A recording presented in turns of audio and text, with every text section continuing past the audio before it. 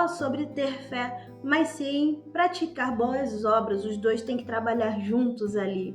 Seja muito bem-vindo a mais um vídeo aqui do canal Recado de Deus Pai.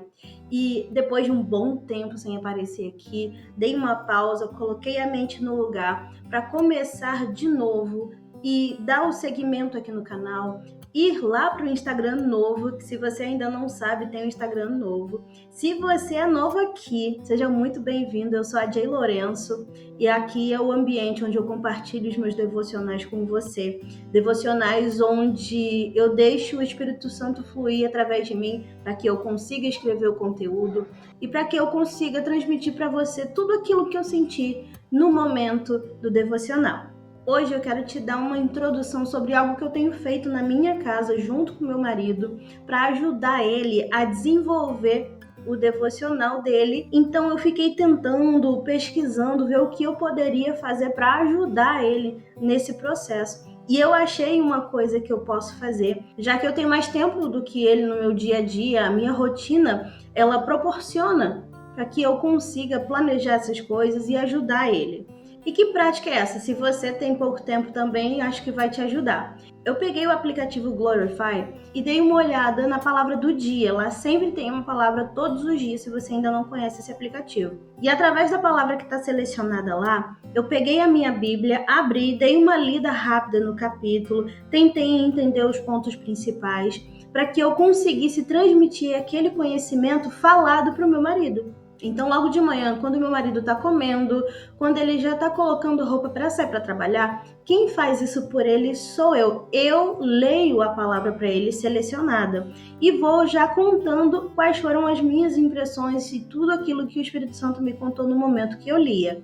E quando eu faço isso, ele também pode ir já compartilhando o que ele sentiu naquele momento, algum insight que vier, alguma lembrança, alguma situação. Então a gente basicamente pega uma palavra, eu leio para ele enquanto ele está se organizando, se arrumando, e nós dois juntamos os nossos raciocínios. O meu devocional pessoal eu faço por conta própria, eu já tenho um momento para isso muito cedinho do meu dia, mas eu queria ajudar ele nesse ponto, já que não dá para ele parar muito tempo para se organizar e fazer anotações, eu quero ajudar ele a começar a desenvolver isso e depois ele pode fazer por conta própria. Mas se você tem uma dificuldade, começa assim. Então nessa primeira parte eu te dei o contexto de como eu cheguei à palavra de hoje. A leitura de hoje está em Hebreus 10. Corre lá na sua Bíblia e já pega o texto para a gente ir nos pontos específicos dele. Lembrando que todas as vezes que eu venho falar com vocês, eu gosto de dar sempre essa base bíblica, mas você precisa ler por conta própria, quantas vezes for necessário, o mesmo capítulo, para que você também chegue às suas conclusões, para saber aquilo que o Espírito Santo quer te mostrar, que ele só vai mostrar para você. O que ele está me mostrando, eu estou contando para você. Mas você, com certeza, tem que ir fazer a leitura por conta própria, porque, com certeza, ele tem algo específico para falar com você, alguma situação que você já passou, onde o próprio capítulo se encaixa de acordo com essas situações que você já passou também. Então, vai ler todo o capítulo, mas agora eu vou ler as partes específicas com você, da mesma forma que eu li com meu marido. E eu vou lendo alguns versículos com você para encaixar o texto no que eu quero falar hoje. Só para esclarecer uma coisa específica, o que é uma epígrafe? Epígrafe não é algo relacionado só à Bíblia, tá? Mas se trata de título, tá? O título de alguma coisa. Então, aqui, nesse capítulo, tem duas epígrafes. A primeira, logo no início do capítulo, diz: o sacrifício de Cristo é definitivo. E isso é um ponto muito importante que a gente vai tratar hoje. Nós vamos ler no início desse capítulo os versículos 1 e 2. Depois a gente vai pular para o 19, certo? Então vamos lá. O sacrifício de Cristo é definitivo. A lei traz apenas uma sombra dos benefícios que hão de vir e não a sua realidade. Por isso, ela nunca consegue, mediante os mesmos sacrifícios repetidos ano após ano, aperfeiçoar o que se aproxima para adorar. Então, já deixa claro aqui que todos esses sacrifícios da lei antiga, ela não consegue aperfeiçoar a pessoa que vai lá adorar, que vai fazer o sacrifício para que aqueles pecados saiam a culpa daqueles pecados saiu delas, tá? 2. Se pudesse fazê-lo, não deixariam de ser oferecidos? Pois os adoradores, tendo sido purificados uma vez por todas, não mais se sentiriam culpados de seus pecados. Então, se realmente isso adiantasse, em algum momento esses sacrifícios deveriam parar de serem feitos, até porque as pessoas não estariam completamente redimidas. Agora, vamos pular para o versículo 19. A epígrafe dessa parte é um apelo à perseverança. O 19 diz o seguinte: portanto, irmãos, temos plena confiança para entrar no lugar santíssimo pelo sangue de Jesus, através do sangue dele. 20. Por um novo e vivo caminho que ele nos abriu por meio do véu, isto é, o seu corpo. O caminho que Cristo abriu para o lugar santíssimo através do corpo dele, através do sacrifício. Ele abriu esse caminho para nós. 21. Temos, pois, um grande sacerdote sobre a casa de Deus. 22. Assim, aproximemo-nos de Deus com um coração sincero e com plena convicção de fé, tendo os corações aspergidos para nos purificar de uma consciência culpada e os nossos corpos lavados com água pura. 23. Apeguemo-nos com firmeza à esperança que professamos, pois aquele que prometeu é fiel. 24. E consideremos uns aos outros para nos incentivarmos ao amor e às boas obras. Isso é algo extremamente importante. Incentivar um ao outro. Não deixemos de reunir-nos como igreja. Veja, não deixe de se reunir como igreja, segundo o costume de alguns, mas procuremos encorajar-nos uns aos outros, ainda mais quando vocês veem que se aproxima o dia com letra maiúscula, que é o grande dia, a volta de Cristo.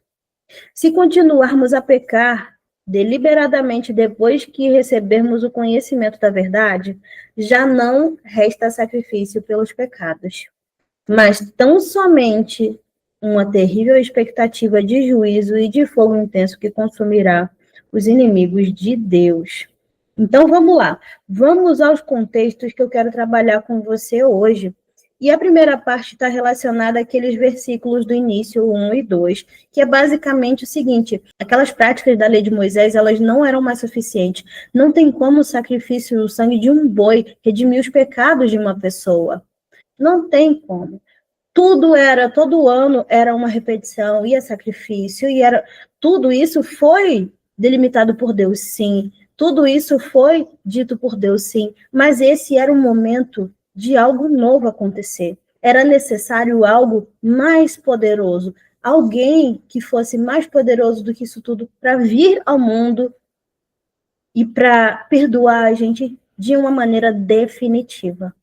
Aqueles sacrifícios, eles não eram suficientes para fazer esse perdão vir de uma maneira definitiva, o perdão dos nossos pecados. A única coisa que aconteceu para que isso viesse ser possível foi a vinda de Cristo para a Terra, para viver como nós, como homem, sem pecado, e no momento certo, ser sacrificado no nosso lugar, por vontade própria, para que nós fôssemos redimidos de maneira verdadeira, de maneira definitiva, não precisando todas as vezes ter que fazer um sacrifício porque pequei, todos os anos fazer aquele sacrifício específico, matar boi, matar isso. Vocês precisam dar uma olhada lá no Pentateuco, como era tudo que era necessário ser feito para que todos os sacrifícios fossem feitos, com que frequência, o que era necessário. Você precisa ir lá, se você ainda não foi, dá uma olhada nisso, porque é muito interessante você ver que a vida das pessoas viviam fazendo sacrifício sempre e sempre. É totalmente diferente do que a gente faz nos dias de hoje. Totalmente diferente. Tem gente que acha que ir no domingo na igreja é um sacrifício. Ah, eu vou todo domingo na igreja, já está suficiente. Não é suficiente. Dá uma olhada nas práticas que eram necessárias antigamente para você entender que o que a gente faz hoje não é nem o mínimo. Não é nem o mínimo considerado ao sacrifício que Jesus fez por nós. Eu digo isso falando sobre mim também, tá? Eu não estou falando exatamente para você, não leva para o lado pessoal, mas você precisa entender que, às vezes, a gente está com uma dor de cabeça. Eu não vou. Uma dorzinha de cabeça, eu não vou para o culto, não estou conseguindo. Você tem noção do que Jesus teve que fazer para que hoje a gente tivesse a possibilidade de escolher ir ou não? Você já parou para pensar nisso? Tem uma parte nesse mesmo capítulo que eu mais uma vez reforço, leia o capítulo por completo para você entender isso, que fala sobre a questão das punições por testemunhas, onde 2, 3 pessoas testemunhavam sobre o pecado específico de alguém e aquela pessoa era punida. E muitas vezes a punição era a morte, porque alguém fez algo que feriu aquele mandamento, as testemunhas testemunhavam, testificavam, e a pena era aplicada adequadamente de acordo com todo o contexto da época, contexto histórico, contexto da lei de Moisés. E se a gente for parar para pensar hoje em dia, acha que aquilo era muito injusto, mas na verdade era um cumprimento da lei, de acordo com o que Deus mandou. E hoje em dia, o que a gente faz com o sacrifício de Cristo? A gente não se importa o suficiente, a gente não se impacta o suficiente. O que seria de punição antigamente se alguém pisasse no sangue do cordeiro, pisasse no sacrifício, não se importasse de maneira deliberada, ou seja, sabendo o que está fazendo? Porque é muito diferente. Olha que a palavra está tomando um caminho diferente, depois eu volto para o script e a gente conclui. É porque o Espírito Santo quer falar com alguém aqui. Quando a gente pensa em pecado, não existe pecadinho, não existe pecadão, existe pecado. Só que existe uma diferença entre pecado e iniquidade. O pecado, quando ele é praticado de uma maneira que você simplesmente faz e depois você pensa e aí você se arrepende, o Senhor nos perdoa. O Senhor nos perdoa. Ele sabe que você fez, mas não porque você planejou fazer. Agora, a iniquidade é essa questão de você conhecer a verdade, conhecer Jesus, que é o caminho, a verdade e a vida. Você conhece a verdade, você conhece a lei, e você mesmo assim escolhe praticar aquilo. E aí é uma iniquidade. Isso aí, eu sinto muito. Mas essa última parte que eu falei, ela vai se relacionar com a última parte da leitura. Vamos voltar para a leitura? Olha só. Versículo 26, ainda do capítulo 10 de Hebreus. Olha só.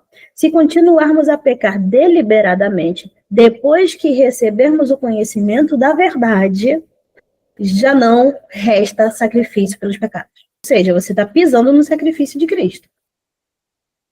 Mas tão somente uma terrível expectativa de juízo e de fogo intenso que consumirá os inimigos de Deus.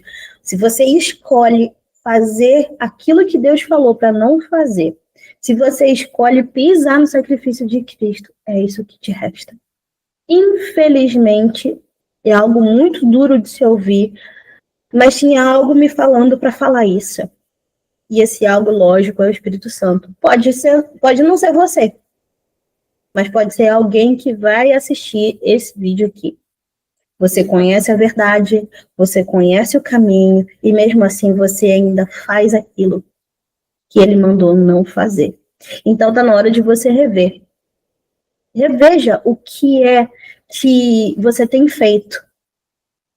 Porque pode ser que você está caminhando no caminho errado porque está cometendo iniquidade. Está pecando de maneira deliberada. Então, pensa muito bem no que você faz. O segundo ponto que eu quero falar e dar uma ênfase é que a parte anterior veio naturalmente, mas esse aqui é o segundo ponto que eu quero falar com você. É sobre a questão da gente encorajar boas obras, encorajar o amor.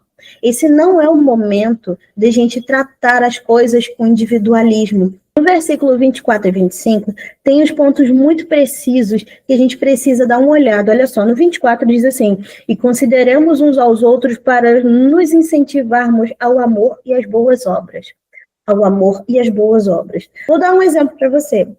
Aquele momento onde você está ali naquela inquietação sobre dar dinheiro para uma pessoa moradora de rua, dar comida para uma pessoa moradora de rua. Para quem conhece um pouco mais do contexto, existem algumas pessoas na rua que nós vamos julgar não merecedoras. Nós vamos julgar que recebe muita esmola, está ganhando muito e mesmo assim não sai da rua. Isso aqui, essa pessoa não quer nada com a vida. Existem pessoas que pensam de maneiras diferentes. E eu vou ser sincera com você, tem vezes que meu coração se endurece para dar uma ajuda assim. Então, incentivar o amor e as boas obras é necessário, principalmente agora. A gente não tem como a gente dizer que Jesus não está voltando. Tem um monte de coisa acontecendo no mundo, tá um caos no mundo, não tem como, tá cheio de sinais. Como Jesus já deixou claro, a gente tem que se organizar para esse momento. O cristão tem que se organizar para esse momento. E uma das partes dessa organização está aqui no 24, olha só, incentivar o amor e as boas obras. E no 25, não deixemos de nos reunir como igreja, segundo o costume de alguns. Não pode, gente, não pode. Ah, a igreja sou eu. Me poupe, tá? Reunir-se como igreja. Eu estou falando só de um ambiente físico, a igreja? Não, mas você precisa estar lá também, porque é um ambiente espiritual, é um ambiente onde a gente precisa estar. E também diz que é para a gente se encorajar uns aos outros, ainda mais quando a gente vê que o grande dia se aproxima. Então não é o momento, como eu falei, de agir com individualidade e ficar pensando, não, a salvação é individual. É individual, mas você também precisa fazer obras, você precisa ter fé, mas você precisa das boas obras, certo? Então, eu até coloquei uma frase aqui para passar para você, que é o seguinte: não é só ter fé, não é só fazer as boas obras. Precisamos ter os dois, assim como está em Tiago 2,17. A fé sem obras é morta.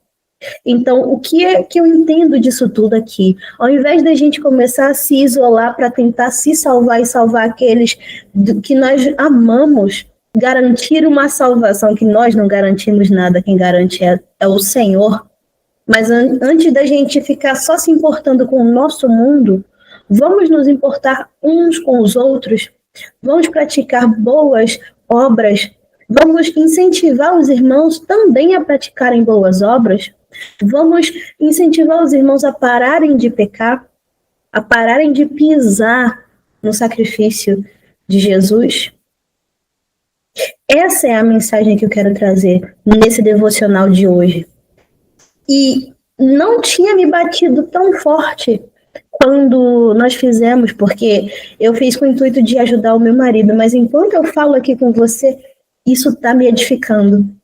Então, eu espero muito que, se esse devocional falou muito ao seu coração, deixa aqui nos comentários se você pode compartilhar um testemunho, compartilha esse vídeo com alguém e se inscreve no canal, é lógico, porque eu estou voltando agora com esses vídeos e eu quero manter. Estou vindo de um período muito cheio de atividades. Nós trabalhamos no retiro de jovens na igreja. Depois eu posso contar para você como que foi a minha experiência lá, porque eu passei por uma coisa muito maravilhosa. Se vocês quiserem, eu conto aqui depois. E agora é o momento de eu continuar esse chamado que o Senhor me deu, esse ministério que Ele me deu de ensinar aquilo que eu aprendi aqui na internet. Eu criei um perfil novo no Instagram para compartilhar as coisas daqui, que a gente fala aqui especificamente. E o @ é Recado Deus Pai. Não deu para fazer recado de Deus Pai, mas ficou Recado Deus Pai. Aqui na descrição do vídeo vai ter todos os links que você precisa para poder acessar direitinho e para poder falar comigo, para compartilhar alguma coisa caso você queira. Mas eu fico muito feliz de estar de volta, de compartilhar isso com você e de ter deixado o Espírito Santo falar através de mim, porque com certeza a mensagem de hoje foi forte para alguém. Foi para mim. Com certeza foi forte para mim. E todo mundo passa por lutas, todo mundo passa por coisas que tem que deixar para trás, por práticas que tem que deixar para trás. Todo mundo passa por isso. Eu não sou uma santa que não tenho nada para deixar para trás. Todo mundo tem algo para deixar para trás sempre, para continuar seguindo no caminho de Cristo. E esse é o momento da gente fazer a nossa oração. Vamos fazer a nossa oração para a gente concluir? Vamos comigo. Senhor, meu Deus e meu Pai, nesse momento eu te agradeço por ter me usado como uma ferramenta para compartilhar essa palavra. Eu sei, Senhor, que muitas palavras aqui podem ter sido duras para algumas pessoas. Muitos não estão prontos para isso.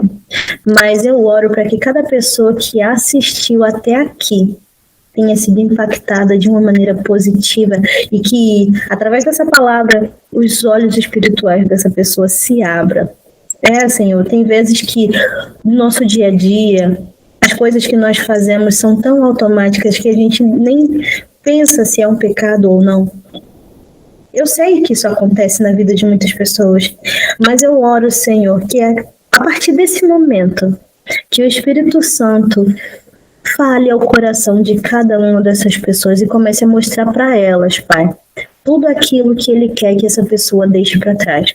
Práticas que tem feito, vícios, tudo aquilo, Senhor, que o Senhor não quer mais que essas pessoas façam, mostra no coração delas. Incomoda a ponto dessa pessoa não querer mais fazer. Incomoda a ponto dessa pessoa entender definitivamente, Pai, que não está te agradando com essa prática. Em nome de Jesus, Senhor, que nós possamos incentivar uns aos outros nas boas práticas, no amor, e que possamos sempre encorajar uns aos outros, Senhor.